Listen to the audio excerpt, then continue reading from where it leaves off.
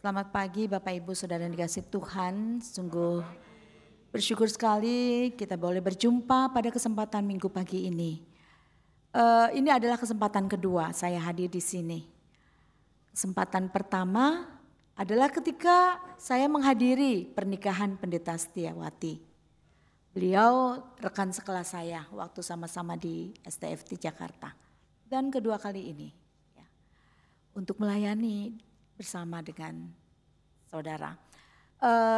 Saya Pendeta Lisanti melayani di Gereja Kristen Pasundan Tanjung Priuk. Kalau Bapak Ibu pernah mungkin ke pelabuhan, ada daerah namanya Fort Barat ya. Nah di situ jemaat kami ada. Saya dan keluarga sih berdomisilinya di daerah Jatiwarna, Bekasi.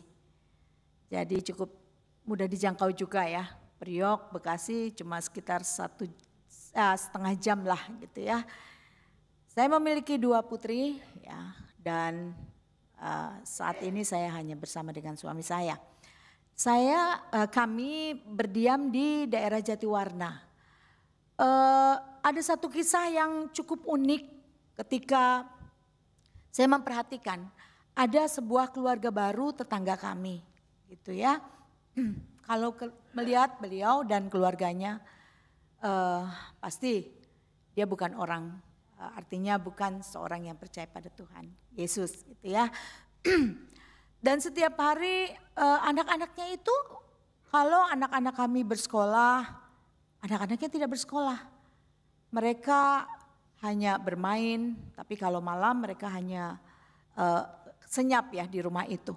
Sampai satu kali saya menanyakan, kenapa kalian tidak sekolah seperti anak-anak pada umumnya? Dia bilang, Tante kami sekolahnya homeschooling. Karena ibu kan melayani gitu ya, ibu ada dalam pelayanan.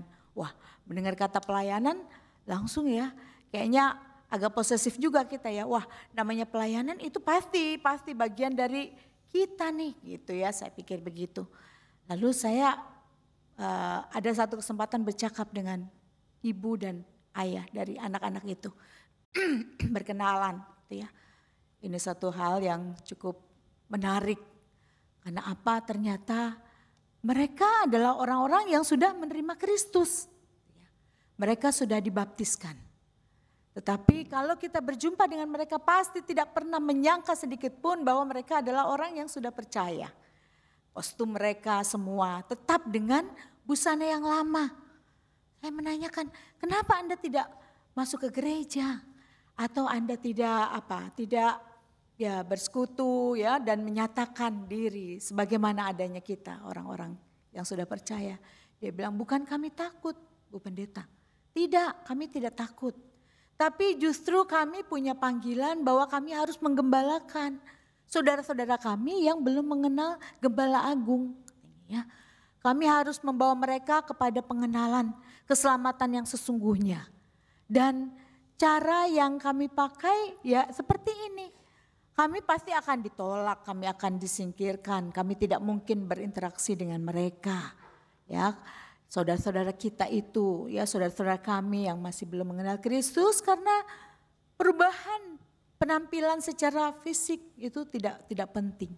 Yang penting hati kami selalu bersemangat, ya selalu rindu untuk membuat saudara-saudara kami di luar sana, bahkan saudara kami terutama ya saudara di lingkungan keluarga kami untuk menjadi orang yang percaya kepada Tuhan Yesus, Juru Selamat. Wah ini satu pernyataan yang begitu menohok juga gitu ya. Mereka punya cara, punya strategi dengan tanpa mengindahkan apa yang ada secara fisik, tetapi mereka bekerja dengan penuh semangat, ya, dengan penuh tanggung jawab bahwa bukan hanya mereka saja yang selamat, ya, mereka harus mampu menggembalakan yang lain supaya mengenal Kristus Sang Gembala Agung untuk juga mendapatkan keselamatan. Saudara, bagaimana dengan diri kita? Sejauh ini apakah kita juga sudah memikirkan bagaimana kita bisa menggembalakan dengan melampaui segala perbedaan yang ada, saudara. Sebagaimana juga apa yang menjadi tema dari minggu pada pagi hari ini ya, penggembalaan yang melintasi perbedaan, ya. Dengan cara apa? Ya, bagaimana kita bisa melihat mereka-mereka yang dianggap berbeda itu menjadi bagian yang tak terpisahkan juga untuk juga menerima kasih karunia Allah.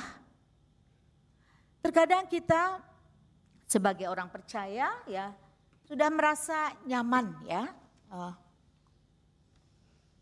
Sudah merasa tenang sebab apa? Sebab ya, kita kan sudah dipilih Tuhan, kita sudah dianugerahi keselamatan. Kita sudah mendapatkan jaminan hidup kekal. Sudah. Kadang-kadang status ini tanpa sadar menciptakan arogansi tersendiri bagi kita. Ya, mungkin tanpa sadar sehingga wah, kita selamat, mereka sih siapa begitu ya. Lihat nanti pada hari penghakiman misalkan gitu ya. Tidak. Tapi adalah bagian yang tidak terpisahkan yang melekat erat dengan kehidupan kita. Bagaimana kita bisa menjadi pewarta kabar keselamatan, menjadi pembawa kabar baik dan juga mampu ya menjadi gembala bagi jiwa-jiwa yang juga sebenarnya mendapat bagian dari kasih karunia Tuhan untuk juga mendapatkan keselamatan, saudara. Ini yang seringkali kita tanpa sadar mengabaikan karena kita terlalu sibuk dengan acara-acara, ritual-ritual atau hal-hal yang inherent dengan kehidupan kita sebagai gereja secara internal, gitu ya. Atau ketika kita berbicara juga tentang sesama itu hanya terbatas kepada orang-orang yang sama dengan kita. Ada di dalam kehidupan sebagai gereja. Nah, sementara yang dikatakan sesama itu adalah semua orang yang memang Tuhan ciptakan, kan? Kalau kita lihat dalam catatan Injil banyak sekali kisah-kisah yang dicatat dalam Injil yang menunjukkan bahwa ada banyak orang-orang yang juga menjadi sesama bagi kita, ya, sesama dari murid-murid Kristus walaupun mereka belum mengenal, ya. Mengenal Kristus. Tuhan Yesus telah menyampaikan tentang kisah orang Samaria yang murah hati. Gitu ya. Orang Samaria yang dicap sebagai orang yang tidak percaya kepada Allah tetapi mendapatkan kesempatan untuk melakukan kasih dan kebaikan. Orang Samaria yang dinilai sebenarnya bukan orang-orang yang mendapatkan keselamatan seperti bangsa Israel tetapi mendapatkan peluang untuk menyatakan kasihnya karena ya kita harus melihat ini adalah bagian dari rencana Allah, karya Allah yang tidak bisa dibatasi. Bahwa orang-orang yang melakukan pekerjaan-pekerjaan, kebaikan, kasih, keadilan dan sebagainya itu hanya orang-orang yang ditentukan Allah gitu ya sejak awalnya. Tidak. Allah bisa memakai siapapun. Allah bisa mempergunakan segala kesempatan memakai siapapun untuk juga menjadi mitra kerjanya dalam menyampaikan kabar keselamatan. Jadi kita harus secara bisa lebih luas lagi melihat siapa sesama ini.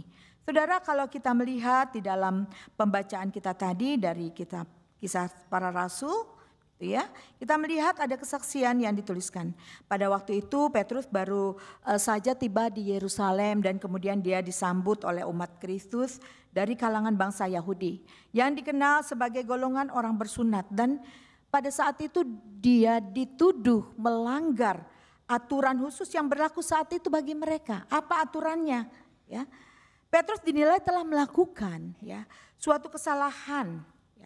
Padahal selama ini Petrus dianggap sebagai teladan oleh mereka. Ya, tuduhan itu disampaikan setelah mereka mendapatkan kabar bahwa para rasul dan orang-orang Yudea serta menilai dengan seksama kabar itu bahwa kesalahan Petrus adalah bahwa mereka telah masuk, dikatakan dengan tegas di sini, mereka mengatakan engkau telah masuk ke rumah orang-orang yang tidak bersunat dan makan bersama-sama dengan mereka. Ya, rupanya etika bersosialisasi Petrus itulah, saudara, yang dipersalahkan mereka. Tidak boleh bergaul, tidak boleh bersama, apalagi ya duduk makan bersama-sama dengan orang-orang yang dianggap orang-orang yang di luar keselamatan, ya, orang-orang yang tidak melakukan hukum Taurat, ya. Ada larangan makan bersama yang jelas dikatakan oleh orang-orang dengan orang-orang yang non-Yahudi. Ya, jadi betapa kerasnya ya hukum makanan bagi mereka ya, waktu itu dikatakan kasut gitu ya. Kasut itu yang sangat ketat, makan bersama orang yang tidak mengikuti hukum yang sama itu tidak boleh, tidak sesuai dengan tradisi Yahudi ya. Jadi dalam situasi seperti itu memang saya yakin bahwa Petrus sebenarnya telah memahami dengan baik ya adanya aturan tersebut, ya, apalagi Petrus adalah orang dewasa yang sudah tentu telah menerima didikan keras dari orang tuanya soal etika bersosialisasi secara eksklusif bagi kaumnya. Nah, tapi mengapa Petrus melakukan itu? Jawabannya adalah ada pada pengakuan saudara di sini yang disampaikan oleh Petrus. Waktu Petrus sedang berdoa sendirian di sebuah rumah tempatnya menginap di Yope bersama dengan kawan-kawannya, dia mengalami interaksi spiritual. Ya. Dia mengalami penglihatan ilahi dari sorga, apa yang dilihat. Ya. Ya. Uniknya apa yang disaksikan adalah berupa penglihatan berbagai hewan. Di atas bentangan kain dan ada suara dari sorga yang menyertai hadirnya penglihatan itu bahwa Petrus bisa memakan semua jenis makanan, semua jenis hewan yang ada di atas bentangan kain itu, saudara. Tadi kita baca. Nah, dan celakanya di hewan-hewan itu ternyata ada hewan-hewan yang dianggap haram, yang tidak boleh dimakan. Dia menolak awalnya. Ini tidak bisa dilakukan, tidak boleh. Tapi berkali pula Tuhan mengatakan, ya. Berkali pula bahwa apa yang dinyatakan oleh Allah sebagai halal tidak boleh engkau nyatakan haram. Nah, di sini baru Petrus menyadari ya bahwa dia telah melampaui otoritas Allah. Dia tidak patuh akan apa yang Allah nyatakan soal hal makanan tersebut.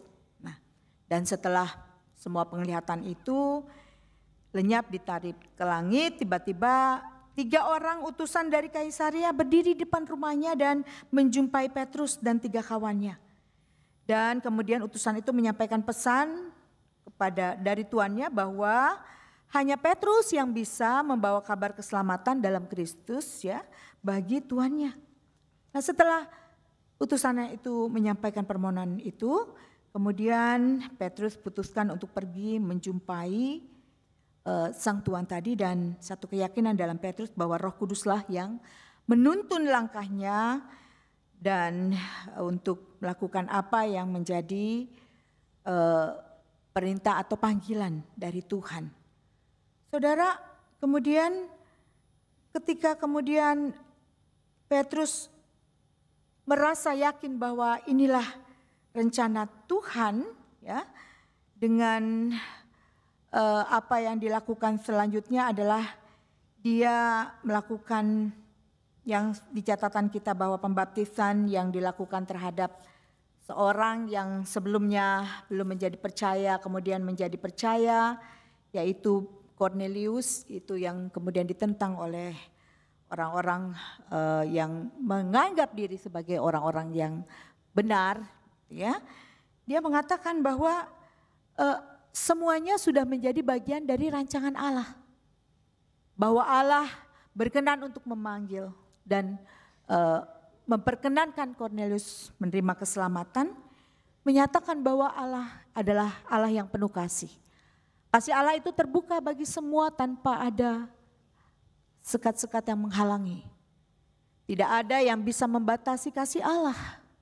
Dan ini dilakukannya untuk menunjukkan kepada banyak orang bahwa kalau Allah bertindak, Allah merencanakan, tidak ada yang bisa menghalangi rencana Allah. Kalau dia dipercaya untuk mengenalkan, menggembalakan seorang yang sebelumnya belum percaya untuk menjadi percaya. Ini adalah rancangan Tuhan.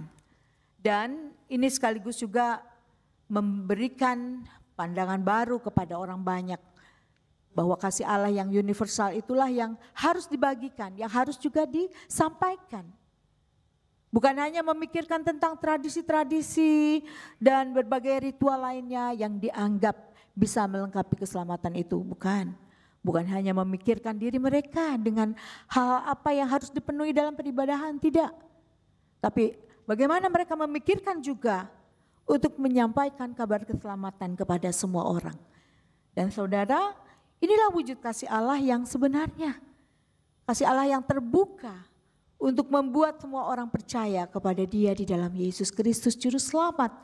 Dan saudara, kita tahu bahwa apa yang ditegaskan juga di dalam Injil tentang hukum kasih yang seutuhnya. Tadi bersama-sama kita membaca bagian dari Injil Yohanes, menegaskan lagi kasih Allah yang begitu besar, yang mengajak kita untuk saling mengasihi. Mengasihi siapa? Bukan mengasihi orang-orang yang kita anggap sama, seide, seazas ataupun seiman dan berhenti sampai situ saja, tidak. Melampaui segala batas, melampaui segala tembok-tembok permisah. Ya, dalam hidup berjemaat, dalam perjanjian baru pun orang Yahudi, Yunani dipersatukan, tidak ada lagi tembok permisah. Tidak ada lagi ras ataupun apapun ya, dan latar belakang apapun yang bisa menghalangi kasih Allah. Dan ini juga menjadi panggilan bagi setiap kita untuk menyatakan bagaimana kita bisa menjadi gereja yang terbuka. Terbuka dan bisa melintasi segala perbedaan untuk juga rindu menggembalakan, mengenalkan jiwa-jiwa kepada Kristus. Karena dengan cara bagaimana kita bisa menyampaikan bahwa Kristus Juru Selamat. Dengan cara mengasihi mereka. Dengan cara mengasihi dengan apapun tanpa ada batas apapun. Jadi bukan kasih yang bersyarat. Dan terkadang memang kasih itu membutuhkan pengorbanan. Kita tetap mengasihi ketika mungkin kita ditolak untuk menyatakan kasih kita. Kita tetap mendoakan ketika yang didoakan mungkin belum menunjukkan sikap atau perilaku yang sesuai dengan harapan kita. Siapapun itu. Jadi menggembalakan dalam segala perbedaan adalah menggembalakan artinya membawa mereka, membawa dia siapapun untuk menuju kepada kebenaran. Dengan tidak melihat apa yang menjadi keuntungan bagi kita. Tetapi apa yang bisa kita lakukan bagi dia untuk membuat dia menjadi orang yang hidup atau mereka hidup dalam kebenaran. Atau paling tidak mengenal kebenaran. Inilah berita Injil yang disampaikan. Kasih yang disebarkan kepada siapapun adalah kasih yang sekali lagi kasih yang tidak terbatas. Tapi mampukah kita? Kita menjadi gereja, ya gereja itu kan persekutuan orang percaya ya. Gereja adalah orangnya, bukan gedungnya, bukan lembaganya, tetapi setiap kita yang ada di dalamnya. Ya, mampukah kita keluar, membuka diri dan membuat semua orang mengenal kasih Kristus melalui hidup kita. Melalui pelayanan kita, melalui interaksi kita dengan mereka. Bukan menciptakan sekat-sekat yang membatasi antara kita dengan mereka, tidak. Dan saudara percaya bahwa semua punya kesempatan itu karena kehidupan Tuhan anugerahkan pada kita sekaligus juga kesempatan diberikan pada kita untuk menjadi saksinya. Ya, akan semakin banyak hal-hal yang bisa kita lakukan. Dalam segala perbedaan yang ada kita bisa menjembatani, bahkan kita bisa menyatukan semuanya. Dan tidak mustahil apa yang Tuhan karyakan. Bagi kita adalah karya Tuhan juga bagi mereka di luar sana. Saudara, kadang-kadang kita yang adalah gereja yang sudah terbuka, ya seringkali menjadi yang tertutup gitu ya. Sudah terbuka sebenarnya tetapi ya kita menutup. Ada kisah yang terjadi dalam kehidupan seorang Mahatma Gandhi ya. dia adalah seorang yang sangat concern, sangat peduli dan sangat memperhatikan ya nilai-nilai Kristiani yang diajarkan dalam Alkitab. Walaupun dia belum pernah dibaptis, tapi pada satu kali di usia dewasa dia ingin masuk ke sebuah gereja di Afrika Selatan. Itu gereja kulit putih. Sudah jelas dituliskan di sana, hanya untuk kaum kulit putih. Afrika, Asia, no way, tidak ada. Dia mau masuk dan dilarang oleh entah mungkin zaman sekarang penatua atau majelis. Tidak boleh. Kalau Anda mau bergereja di sana, gereja yang khusus untuk orang Asia atau Afrika, tidak di sini. Ya. Dia merenung dan pergi. Dan satu saat dia berjumpa dengan seorang Kristen. Menanyakan, Bapak Mahatma Gandhi selalu melakukan hal-hal yang di dalamnya terkandung kuat nilai-nilai Kristiani. Tentang kasih, kebenaran. Dan nyata sekali bahwa Anda banyak mengutip apa yang ada dalam Alkitab. Karena memang sudah pernah disampaikan demikian. Dan mengapa Anda tidak menjadi seorang Kristen untuk dibaptiskan? Dia mengatakan, ya benar. Dan saya percaya bahwa semua orang di dunia ini akan menjadi orang Kristen kalau hidupnya memang seturut dengan Alkitab. Tapi ternyata kan tidak seperti itu menurutnya. Saudara, betapa indahnya kehidupan ini. Kalau kita bisa menjadi orang yang benar-benar terbuka, ramah, luas dan menyediakan hidup kita untuk melayani semua orang tanpa memandang rupa, tanpa memandang bulu, mengasihi mereka, mendoakan mereka. Karena kita tentunya mesti terbeban bahwa akan ada banyak jiwa-jiwa yang mengenal Kristus mendapatkan keselamatan dan Kristus juga tidak memakai cara lain selain memakai kita. Dengan segala perbedaan yang ada kita tetap mengasihi, tetap mendoakan, tetap meyakini bahwa mereka pun adalah ciptaan Tuhan dan mereka pun berhak untuk mendapatkan keselamatan. Ajarkanlah mereka mengenal kasih, keadilan, kebenaran melalui perilaku kita, sikap hidup kita. Jangan seperti orang-orang yang berkomunikasi dengan Petrus yang mengklaim dan begitu kerasnya menolak tindakan yang dilakukan Petrus. Sementara ini adalah rancangan Allah. Tidak ada karya Allah yang bisa dibatasi oleh apapun. Karya Allah begitu luas, begitu dalam. Dan Tuhan menyertakan kita dalam karyanya. Setialah dan yakinlah akan panggilannya. Setiap kita siapapun dalam segala keberadaan kita punya talenta, punya kesempatan dan punya peluang untuk bisa menggembalakan dalam segala perbedaan yang ada. Hadirlah sebagai orang yang menyatakan kasih Tuhan. Amin.